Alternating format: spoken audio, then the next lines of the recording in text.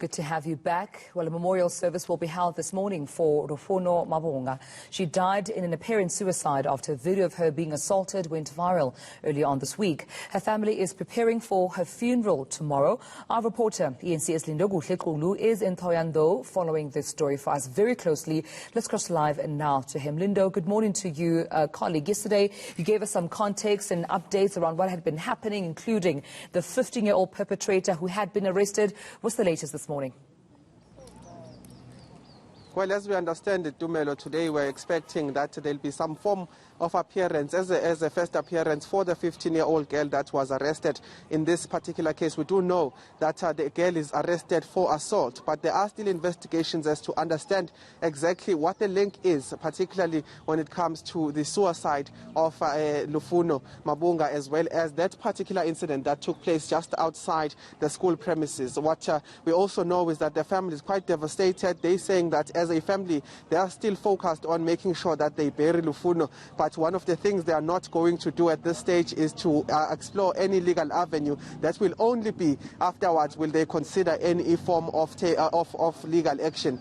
So today we're expecting that there'll be an appearance, but it's going to be a long process, Dumelo, because you know that this is a minor, this is a 15-year-old that is facing charges of assault. So the Child Justice Act requires a lot from authorities to actually go through in terms of social workers checking the state of mind of the pupil and just making sure that all checks and balances are done. But one of the things we're also expecting today is, of course, the memorial service that is set to start at around 10 a.m. This is here at this school where pupils will be paying their respects, will be paying their tributes to a fallen comrade or a fallen pupil among themselves. So this is the developments that we have so far. We also understand that from the family's side there will be some form of memorial service later on, but that is where we are at in terms of this case at this stage.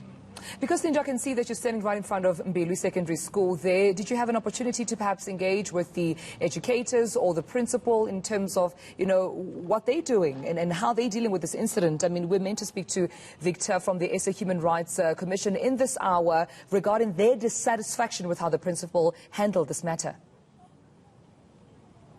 Well, I can tell you that the principal has been defended by, in fact, the MEC of Education as well as the MEC of Health in the province. They came here yesterday. They are the ones now leading at the forefront in terms of what needs to happen after this. And one of the things they told us after they had gotten a report from the school was that there was confirmation that, in fact, Lufuno had taken her life just after that particular incident. They have told us that one of the things that happened was a social media dispute between the two pupils that had led to what we have seen in terms of that gruesome video of the assault. But I can tell you that at this stage, there are plans to make sure that there is recourse in terms of this situation. They have engaged with the pupils, they've engaged with them. Even yesterday, there are social workers that are permanently placed here. And one of the things the MEC told us was that this will be used as a blueprint for many schools in the province. As they are seeing the high number of bullying in Limpopo schools, they will be using these schools to this particular school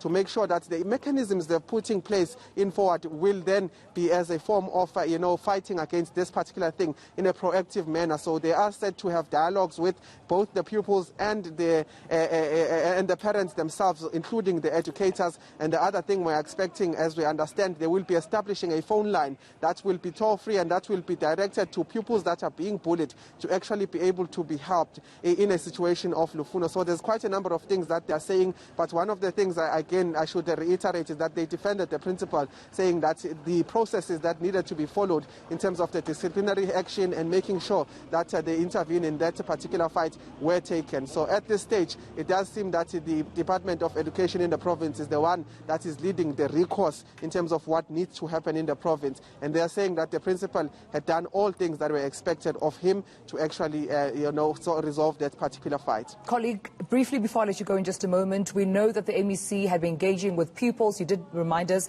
that social workers were deployed to the school to talk to the pupils. What's the status so far about the other bystanders, the pupils that witnessed this assault, the individual that took footage of this assault? What's the status on some of them at this point? Well, the MEC of Education yesterday just came out right and said that everyone must know that they will not be tolerating bullying. We do understand that those that were part of that particular video, those that were laughing and those that were pointing, they will in fact be suspended and they will follow disciplinary action against them. But we do understand that in terms of the evaluation of some of these pupils, there is permanently placed social workers at the school. We do understand that this is going to happen for a very long time, in terms of making sure that they deal with the repercussions of that particular incident that took place when Lufuno had passed on. But I can tell you that there are permanently placed staff from the social development and from the Department of Health here to ensure that the state of mind of these learners, particularly those that were bystanders, they are able to take care of them. Even those that will be suspended, we are expecting that they will in fact be receiving some form of help and evaluation from these social workers. We'll leave it there. Thank you so much, colleague, for that update. eNCA's Lindokuhle Xulu.